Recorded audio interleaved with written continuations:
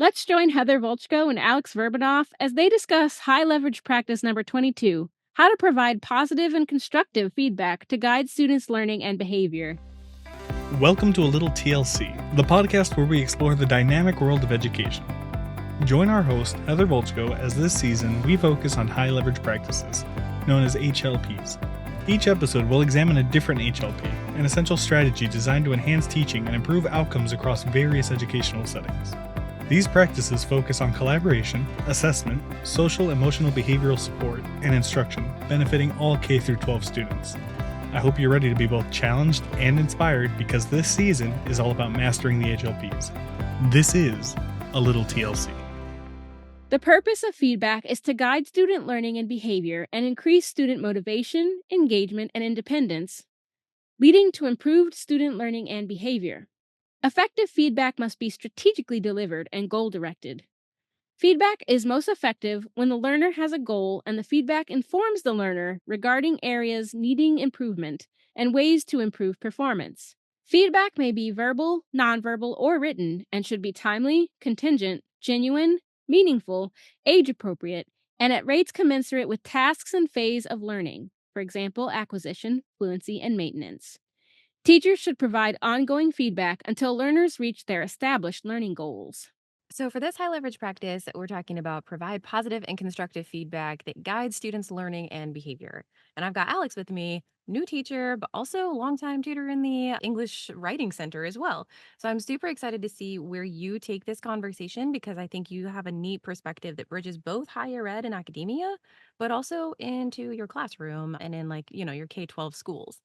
So, for this high leverage practice, what actually is it? It's talking about providing constructive feedback, positive and constructive feedback that guides learning and behavior.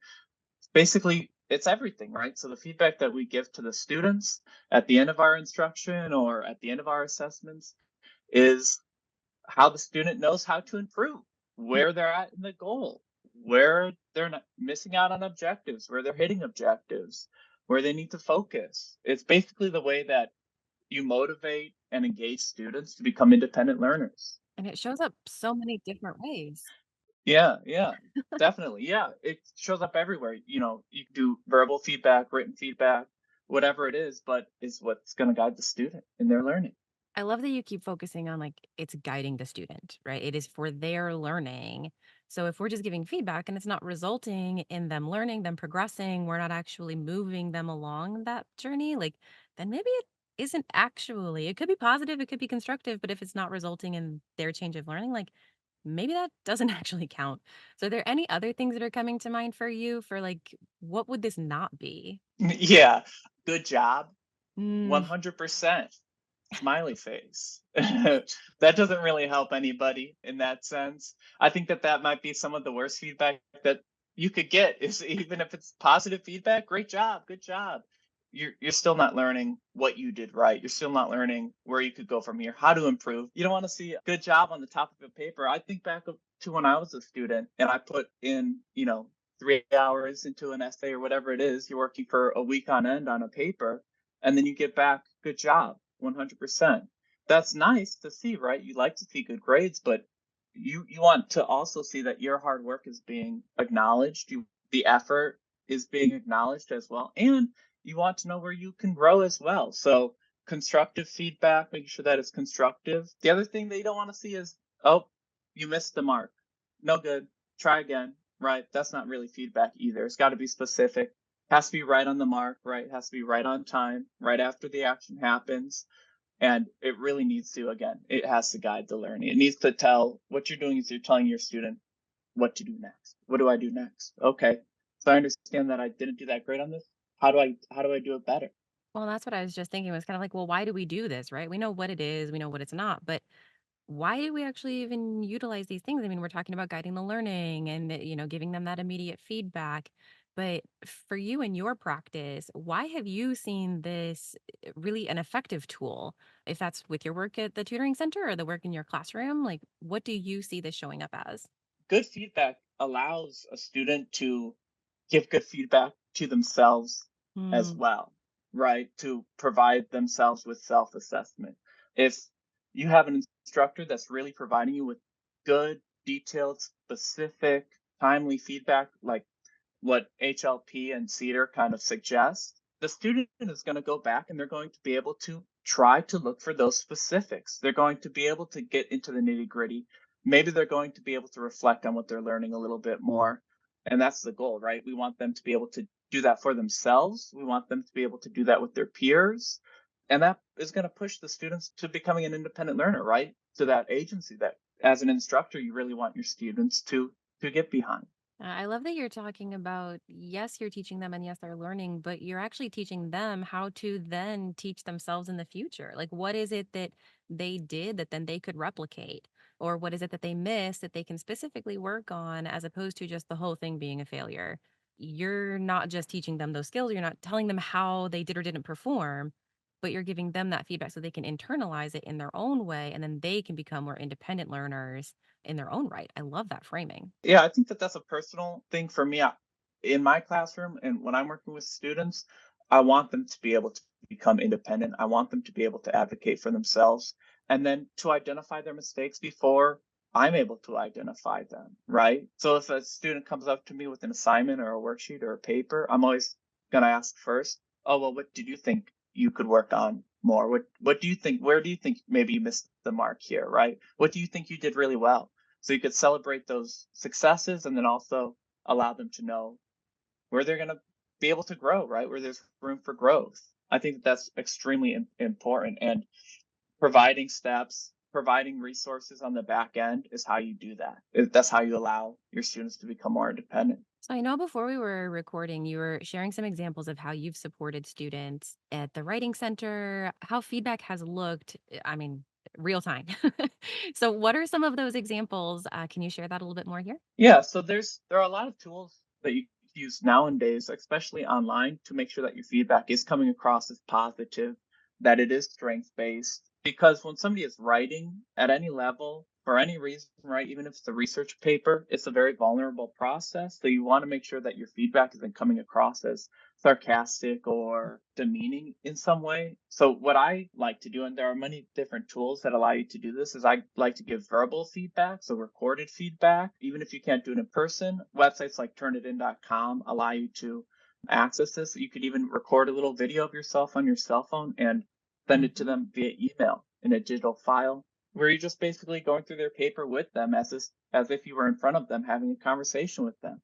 You show your face, you show yourself smiling, you have a positive demeanor, and it allows the student to maybe not feel so dejected or feel bad about the work that they did. If you are calling them out on mistakes, that things that they need to improve on, that can be really difficult. But if you're saying it to them in person, if you show your faith, if you show that you still have faith in them and that you still are willing to work with them, right? Mhm. That could really go a long way. I love that example. There's actually someone on our team that uses like a video recording platform and they'll share their screen and they'll walk me through what they're describing, either if they're trying to figure something out and they need help, or if they're giving me some feedback on some work that I did.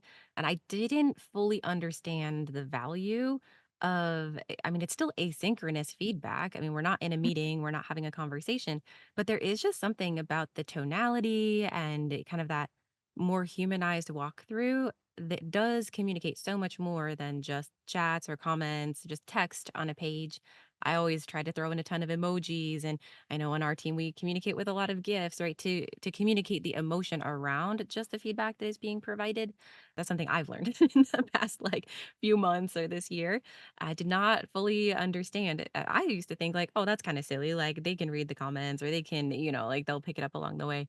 But yeah, now on the receiving end, I'm like, "Oh, man, like, that helps me so much to be able to receive feedback that way." And we've been able to collaborate faster. I've been able to learn faster. I've been able to really meet the mark of what's being asked of me in such a better way that I totally did not see coming. Yeah, I feel the same way about that a lot. I thought it would take a lot more time in order to set Yeah. up a camera or to set up this feedback process. It really doesn't take much more time than writing it down. I've got bad handwriting anyways, so if a student has to come back up and ask me what my feedback was, it's a waste of time. So it's really helpful in order to just speak it out loud. You already have these thoughts as you're reading through, a paper, an assignment, or whatever it is, in order just to say it right in that moment as you're reading it in front of them, right? It also, in my mind, it allows things to be a little bit more open ended and a little bit more of a conversation because it kind of is. As an instructor, it can be hard to remember that you're having a conversation with the person, even if it's one-sided feedback, even if it seems like one-sided feedback. They still have a chance to respond, and it feels more that's more the case, especially if you're speaking to them in person or asynchronous. I'm so thankful that you could jump on and share some of your experiences with how you've used feedback with your students and in your spaces. And hopefully, this was helpful to everyone else as well. Thank you. Attention educators pursuing behavior analysis certifications. Supervision with TLC is designed for educators like you, offering remote supervision with school-based BCBAs that fits into your schedule instead of the other way around. Our supervised fieldwork approach allows you to earn your hours right in your classroom alongside your teaching responsibilities. Benefit from affordable rates, month-to-month scheduling, and comprehensive supervision, all 100% remote. Our school-based BCBAs are here to guide you every step of the way. So why switch jobs when you can stay in education and grow professionally? Explore more at thresholdlearning.org/supervision and see how we can help you succeed. Are you a university looking to enhance your behavior analysis program for your students working in school context? Partner with us to offer supervised fieldwork opportunities that are meaningful to your educators. Our experienced school-based BCBAs provide remote supervision with both synchronous sessions and asynchronous resources that allow students to gain the required hours while continuing their roles in education. With month-to-month scheduling and systematic skill progression tracking, your students will stay on track to pass their licensure exams and advance their careers without disrupting their current jobs. Enhance your program and guide your educator students toward successful careers as school-based behavior analysts. Contact us at supervision@thresholdlearning.org to learn more about this exciting partnership opportunity. Supervision with TLC. Instructional feedback plays a crucial role in guiding student learning while boosting motivation, engagement, and independence, ultimately leading to better academic performance. Its primary purpose is to help students recognize what they already know and pinpoint areas of improvement. Effective feedback should be timely, meaningful, and specific, aligning closely with the student's developmental stage. It can take various forms, whether through questioning, written comments, scaffolding instruction, or even digital feedback. The effectiveness of feedback isn't driven by extrinsic rewards or programmed instruction, as these methods don't significantly impact academic achievement. Instead, feedback is most impactful when it's goal-directed, providing students with a clear understanding of where they stand in relation to their objective and how they can make progress. This goal-driven feedback gives students actionable steps, helping them to actively move toward mastering the content. By connecting feedback to prior learning, teachers reinforce what students already know, using language that is appropriate and constructive. Feedback can serve multiple purposes, such as correcting errors, suggesting more efficient strategies, or helping students regulate their own learning process. However, it's important to tailor the feedback based on where the student is in the learning process. For example, error correction feedback is more effective during initial learning, but as students move toward fluency, overcorrecting can hinder progress. The focus should shift to addressing faulty interpretations and providing cues that help students find more efficient paths toward understanding. A powerful aspect of feedback is encouraging self-evaluation, allowing students to recognize and correct their own mistakes. This helps foster independence, self-regulation, and confidence in their ability to learn and master academic content. Through this kind of structured feedback, students not only learn how to improve academically, but also develop critical skills in evaluating their own progress and applying strategies effectively.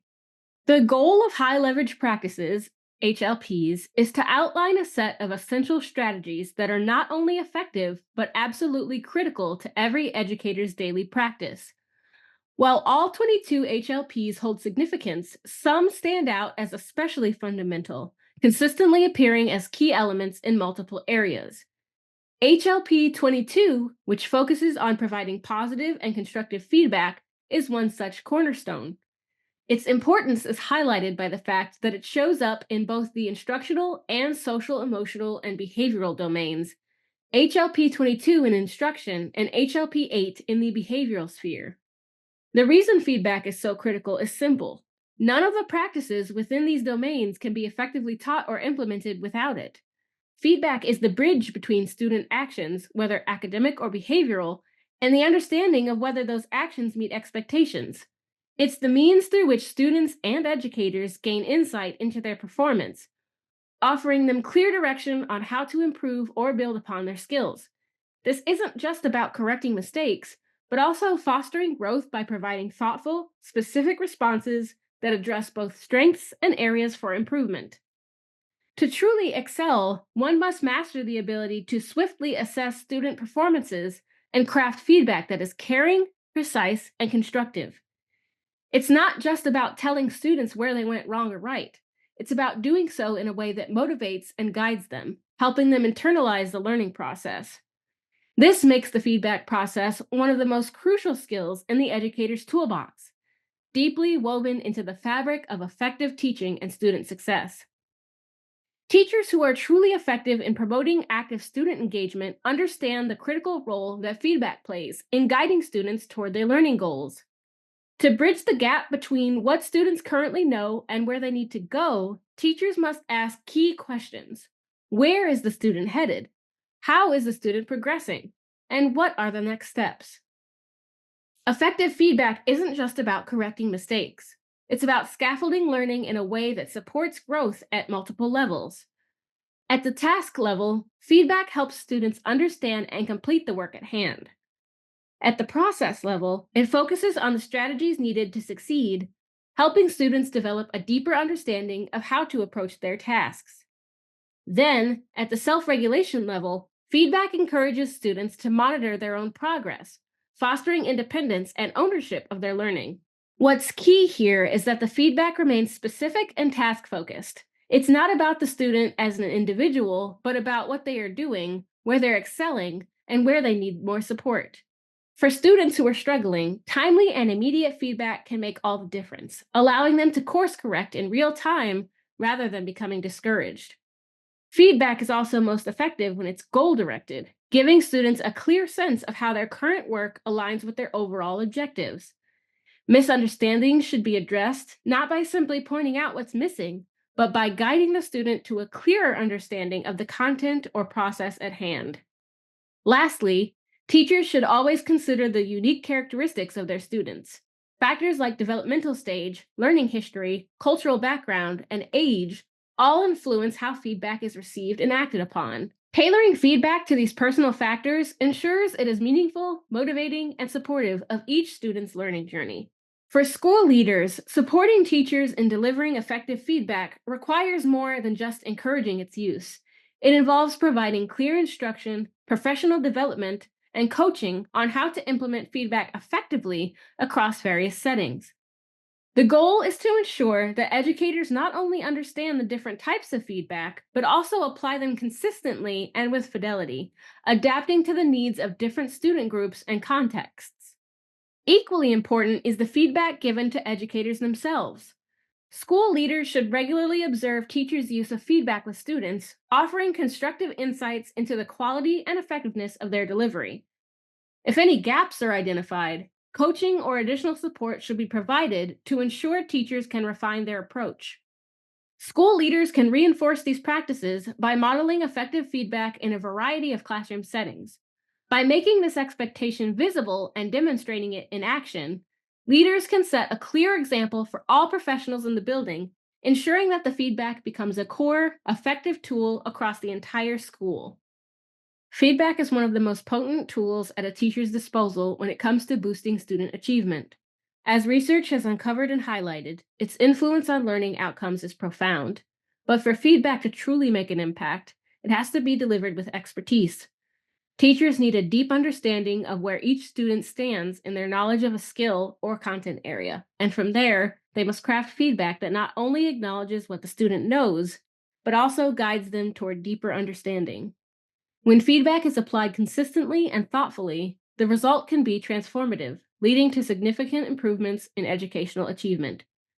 It's not just about giving feedback. It's about using it in a way that aligns with where the students are in their learning journey and help them grow from that point forward.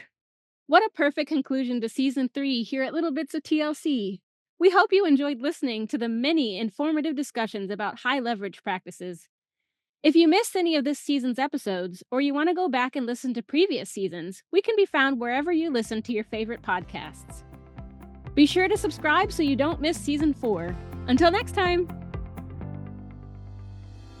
Hey, before you jump back into your busy life, consider dropping a like and follow Threshold Learning TLC on Facebook and Instagram.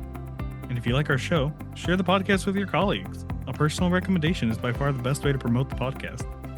Let them know that they can listen on Apple Podcasts, Spotify, or anywhere else they catch their podcasts.